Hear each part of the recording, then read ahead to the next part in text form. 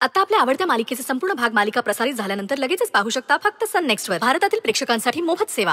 तिने हळद लावली आणि तिच्या गालांना असं काहीतरी लाल लाल उठलं बाई. काय कळच ना काय झालं. असं कसं झालं हा काय माहित बाई. पण ती पोर ती सुटली की नाही आपल्यावर. ती म्हणली तूच केलंय समज आरोप करायला लागली. लय वाईट साईट बोलायला लागली. मग असा दम दिला की नाही आपण. तिला म्हणलं हे पाय आपण जरी गरीब घरचे असलो ना तरी असं कोणाचं वाईट करायचा विचार आपल्या मनात बी येत नाही. मग बसली गप. अगं आजी अगं बोल की काहीतरी. तुझ्याशी बोलतोय की आपण. तू अशी गप गप का ग झाली. असं जेवढंच तेवढंच का बोलते बरं तू. काही काही प्रॉब्लेम झाला आहे का तिकडं. समजा ठीक आहे ना बोल पटकन. समजा ठीक हाय बी आणि नाही बी म्हणजे अगं तुला तर माहित आहे ना मागल्या वर्षाला आपण बँकेकडून कर्ज घेतलं होतं. अगं त्याचे हप्ते थकलेत आणि यंदा पाऊस बी किती झाला. पीक बी निघालं नाही बघ. आणि तो बँकेचा ऑफिसर आला होता ना हप्ते मागायला दारातच उभा राहिला. अरे देवा. मग आता काय करायचं आजी.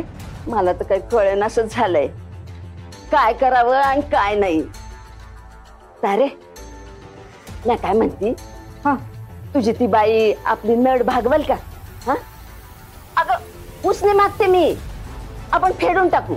समजे फेडून टाकू. काही बी ठेवणार नाही. अगं आपली नड त्यांना कितीशी लागणार आहे.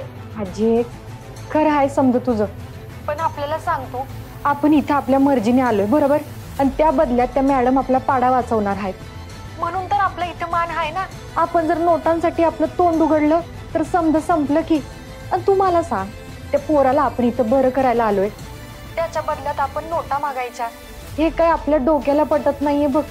तुला तरी चांगलं वाटेल का असं. हा ते समजा खरं आहे ग. पर आपली बी नड आहे ना. आपण उसने मागतोय ना परत करून टाकू. तू बी तर तिथे त्याला बरं करण्यासाठीच गेली आहे ना. कष्ट करतेच आहे ना. आणि त्याने ते पैसे दिले तर काय फरक पडतो ग. अगं आराध्या आराध्या. आजी आजी बोलतो आपण तुझ्याशी नंतर.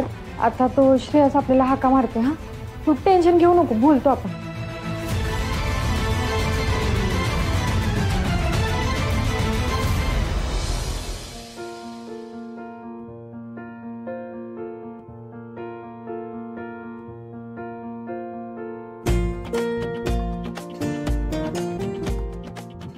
अरे ते स्प्रेड होत आहे.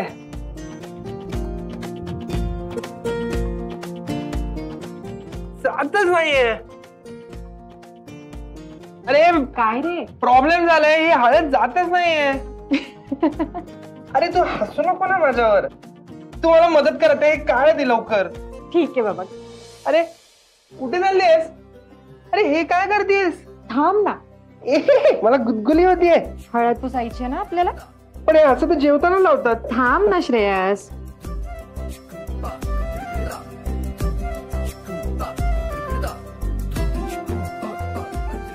गेली नाही बाबा थांब. ती जातच नाहीये. आता जाईल. गेली. हो आता ती गेली.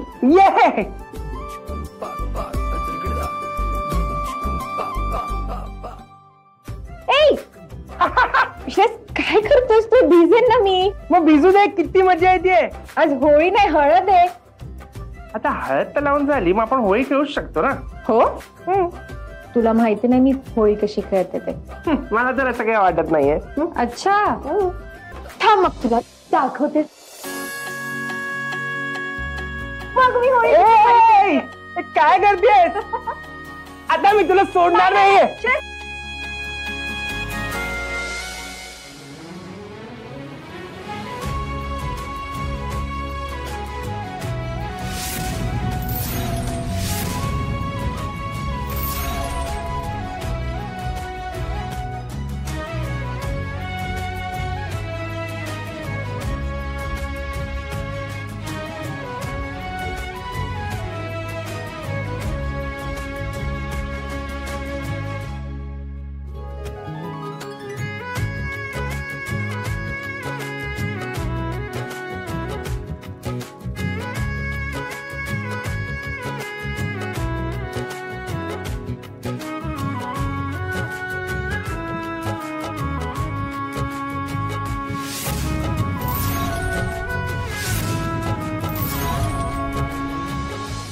सोड ना प्लीज.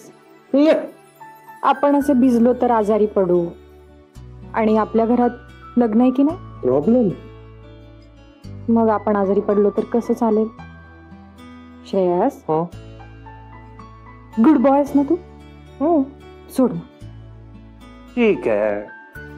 Good boy.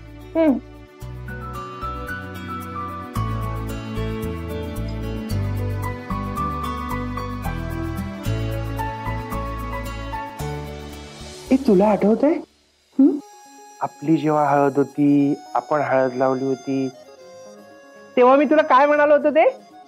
काय. अरे मी तुला विचारतोय ना, तू सांग. तुला तर काहीच आठवत नाहीये. आठवतंय रे बाबा, पण मला तुझ्या तोंडून ऐकायला आवडत. सांग. खरं.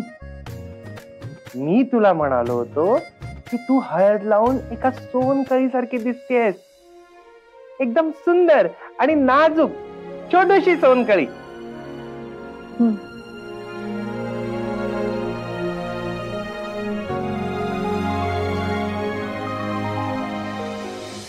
बिचारा आपल्याला त्याची आराध्य समजतोय, त्याच्या गोड आठवणींची उजळणी करतोय.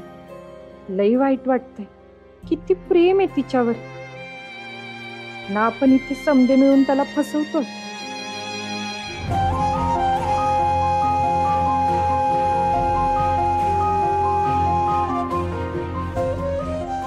अरे माझे केस सुकले, आता किती वेळ पुसशील. बरं चल, तू तयार हो. मी तुझ्यासाठी औषधांबरोबर हळदीचं दूध पाठवते. मी तर तयारच आहे. मी आता असंच येणार आहे लावून खाली. अरे मस्त दिसतंय. अरे छान. ये हा लवकर.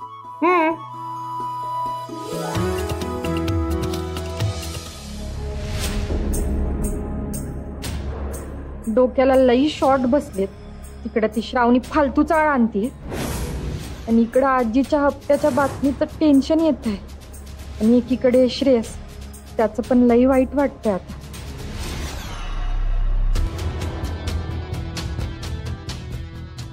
तारा,